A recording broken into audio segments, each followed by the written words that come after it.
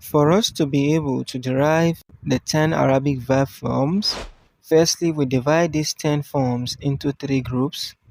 Let us call the first group the building group, the second group the ta group, and the third group the e group, and we can simply say we are building the ta and the e Arabic verb forms.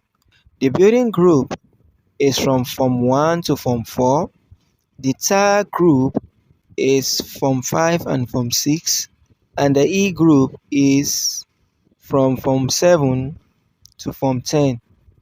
Take note that this grouping and most of the things you will see here is based on my own understanding and quest to simplify the Arabic grammar for beginners.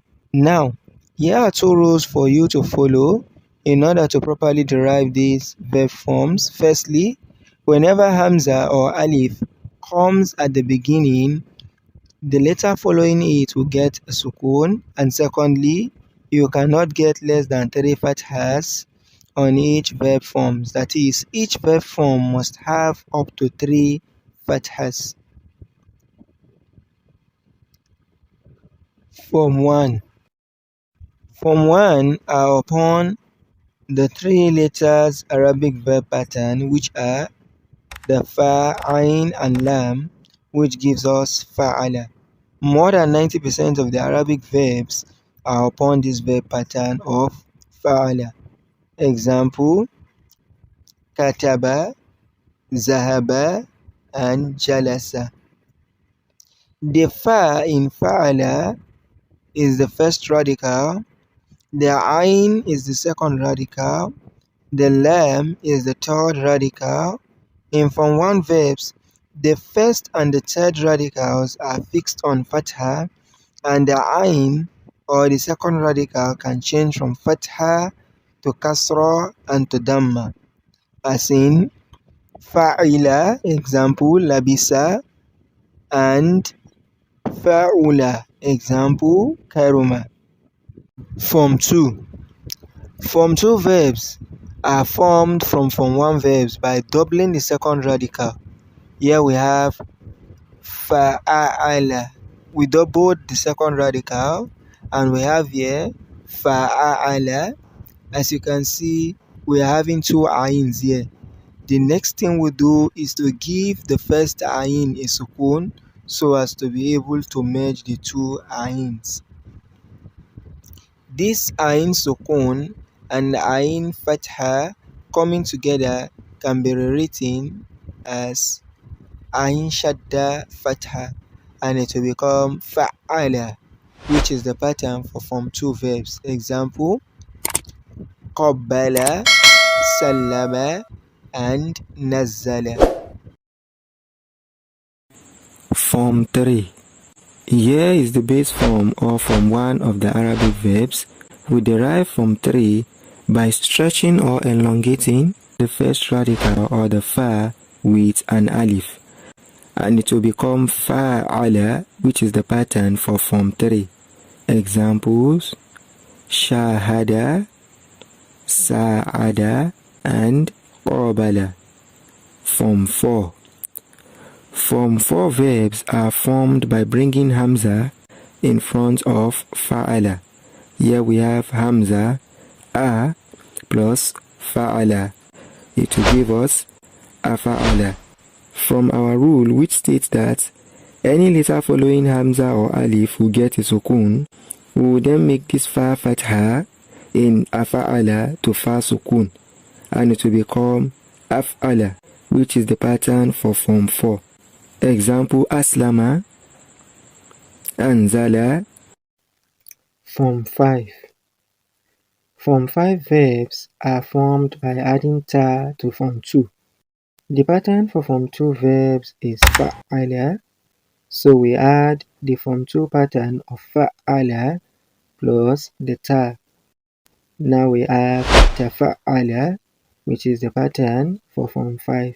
Examples of verbs in these forms are taqabbala, takallama, and ta'allama. Form 6. Form 6 verbs are formed by adding ta to Form 3 verbs. The pattern for form 3 is fa'ala. So this is going to be ta plus fa'ala, which will give us tafa'ala. And this is the pattern for form 6. Example, tajalasa, tanawala, tabaraka. Form 7. Form 7 is formed by adding e or alif kasra e to form 4. Now, don't forget our rule, which states that anything coming immediately after hamza or alif will get a sukun. Here we have this. Now, as you can see, we are having the meeting of two sukuns. Iltiqa is sakinain, and when two sukuns meet like this, it becomes impossible to pronounce. So we take away one. Alif and hamza is still the same. So we remove the hamza and we'll be left with if ala. We'll be left with if ala. From rule 2, we must have up to 3 fathas. So we give the first sukun a fatha and we'll have a fa'ala. Rule 1 also must hold here. Any alphabet following alif or hamza must get a sukun. So we introduce nun sukun to this and it will become in fa'ala. We can refer to this nun here as the nun of protection. It shields the fa from the effect of the alif, or we can say the nun takes the bullet for the fa. Examples of form 7 verbs are in qata'a, in kasara, in fataha, in taha. Form 8. Form 8 is formed by adding e to form 5. We get e plus tafa'ala.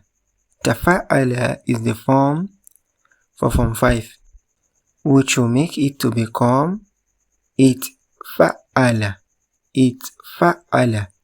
Now we know how come about this sukun from our rule, which states that anything coming immediately after alif or hamza will get a sukun. If we expand this word you are seeing here, due to the presence of shadda, it will become this, itfa'ala.